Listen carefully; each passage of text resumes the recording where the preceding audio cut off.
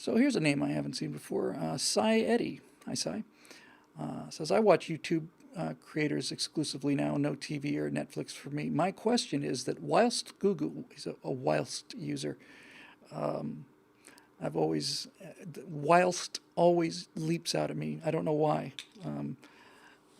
But I don't think I've ever heard anybody use whilst who is not British educated. My question is that whilst Google like to remind us, and that's interesting too, just since I'm in this mood, Google like to, referring to Google in the plural. I would say Google likes to, but he's probably Google like to, meaning the people of Google. Fun with grammar, and I don't mean any criticism, Cy. I mean, this is elegant writing and it's caught my eye. My question is that whilst Google like to remind us that they are a private company, publicly listed actually, and we are reminded over and over that they can do what they like to whomever they like, should they still be allowed to bid on or run government contracts whilst they continue to discriminate, ban, or throttle viewership for conservative YouTubers such as yourself? Now you're on the main vein here, Cy, and this is the only hope we have, and this is the reason why, against my strong instincts, very strong instincts against having government step in and regulate businesses. The bottom line is, direct answer to your question, is that YouTube is owned by Google. Google is cheating and Facebook is cheating too. And it's very, very, very, very easy to understand. Very easy to understand. There are two different kinds of internet content providers.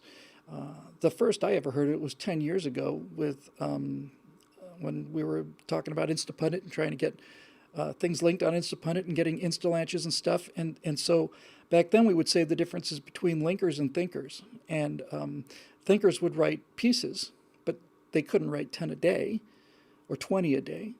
And so linkers would go out and find those particular articles that they thought were interesting, put them together in one place. The linkers always had bigger audience than the thinkers because the linkers are cherry picking, rightfully so. That's the reason Instapundit was and is the success it is because Glenn Reynolds is a superb cherry picker. He gets, I don't know how many different articles he looks at a day. Certainly when he was doing it by himself, it must have been hundreds. And he has the taste and the discrimination to say, yeah, that's worth putting up and that's not. And so I became a daily Instapundit reader because I think Glenn Reynolds is an excellent filter for the kind of ideas I'm interested in. So that's a linker, and then guys like me are thinkers. But a much better way to think about it is, are you a carrier or are you editorializing? And this is where we actually have a very good chance to break up these companies. Google and Facebook claim to be carriers. And because they claim to be carriers, that gives them special protections. Basically, how it works is YouTube can say, hey, we're not responsible for the content. If somebody puts up a video saying go out and murder somebody, if we catch it, we'll take it down, but we're not responsible for it. We're not responsible for every single post on Facebook. We simply host it. We're carriers. People post their own content, and we make an honest effort to try and filter out the worst stuff, but basically they're claiming that since they are not producing the content, they're simply carrying it and presenting it. They're not responsible for what shows up on their feeds. Fair enough. Fair enough. But when they start making decisions about who sees what, and when they start making political decisions on what videos get shared, which people get demonetized, and all the rest of it, now they're editorializing. And when they're editorializing, they're no longer carriers. You can't be both at the same time. So a carrier or a publisher, whatever you want to put it, but that's basically it. So they can't be both. And if they were to claim carrier status, they would have to be able to show that they don't editorialize in any way. In other words, they're not putting their opinion on things. And what they're trying to do is square the circle by saying, no, we're not putting our opinion out there. We don't make Google videos. We just determine which videos get seen by the people who subscribe to our service. That's editorializing. And this is the best argument there is against Google and Facebook, the best chance we have to deal with them. And they've been doing it from the inception of these companies, and I want them broken up punitively. Not just because I think that they're violating their carrier status, that's obvious. I want them punitively broken up by the government, by coercive force. And I want that done because it seems to me that they are fully aware of what they're doing, that what they're doing is un-American, anti-democratic, anti-Western in every way, and just plain wrong and fraudulent too. I'm not a lawyer, but I've been talking this fraud angle quite a bit. Undoubtedly, somewhere in the 19 pages of end-user agreement that you always click on and nobody reads, there's a line in there that says words to the effect of, "We'll determine what you see." But the point is that is not advertised. The reason I think fraud is a term that can be applied to Google and Facebook is that they are making decisions about what you see, and they're not notifying you about it. When they skew search engines towards political positions that they like, then they are not providing you with an actual search engine that's returning results based on how close it is to your search engine. If they're playing with the search engine results to suppress some websites and boost others, then they're not publishers anymore. They are editorializing, and they know it, and I know it. And everybody knows they're trying to swing the election. They tried to swing the last one. I've heard that 2020 they're going to go full tilt boogie. I wouldn't be at all surprised if somewhere in March of next year somebody finds something and they say Bill Whittle is just fill in the blank here, and they're going to take the site down. I'm fully prepared for this because I have heard they are going to be going after it hard. And if that happens, then we'll just go someplace else. We should be going someplace else anyway, but network effect, right? So, Cy, this is the big issue of our day. It's the issue of our time. Can we win the war against Google legally by proving that they're not behaving as carriers? And then essentially, look, I don't trust them. It's not like we're warning you, you got to stop doing this. I don't trust them at all. They won't stop doing it. They can't. It's in their DNA. They like to tell people what to do. Otherwise, what's the point for them? So I think the choices are you either break up the companies or you tell these companies that they will stop editorializing. And since they can't be trusted to do, yeah, there you go.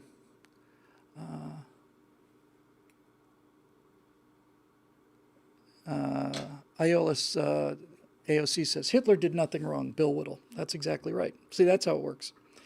They'll say that, and they won't mention the context of it, and so that's how it'll happen. That's exactly how it'll happen. But that's not going to keep me from speaking my mind. Needless to say, I don't think that Hitler did nothing wrong. I have a pretty strong record on that, believing that he did do something wrong, but that's not the point. If I talk about it, then you just simply put the quotes where you want to, and they say, "Did you say that sentence?" This is what happened with Jeannie Ives. This is what her handlers said. They said, "Did you say this?" And I said, "It wasn't. Did Hitler do something wrong? This is a sentence or something." I said, "Yes, I said that, and I said it in this context." And they say, "Well, if you said that, we can't have you here." Okay, so it turned out that the left did the same thing to Jeannie Ives, and the Republican Party abandoned her for what they said was a racist TV commercial. So, you stick to your guns or you don't. But if you're not going to stick to your guns for other people, you shouldn't expect them to stick to their guns when it comes time for you to go through this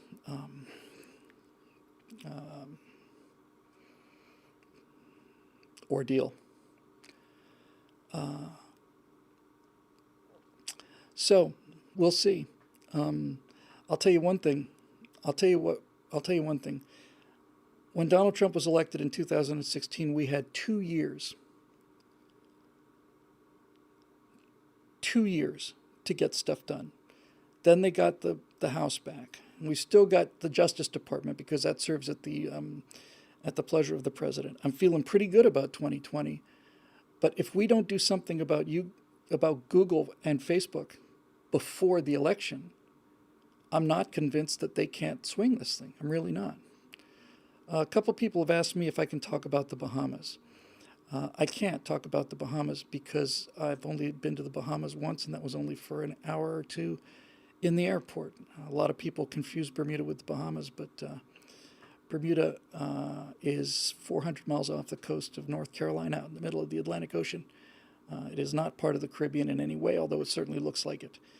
I am enormously sympathetic to the people of the Bahamas and so on, and I don't mean to have this sound like it's influencing my genuine concern for people who are in tough situations. But I will say that when I was there, and it was 76 was the only time I've ever been to the Bahamas, I thought they were just spectacularly unpleasant people, and I was saying that coming out of an island that was tourism based, and I remember just so I got moved to Florida permanently from Bermuda in 72. I went to the Bahamas in 76. So I remember even at that age thinking, this is not how you treat people. You know, you can either be nice to them in the airport or you can go work in a factory. That's basically it.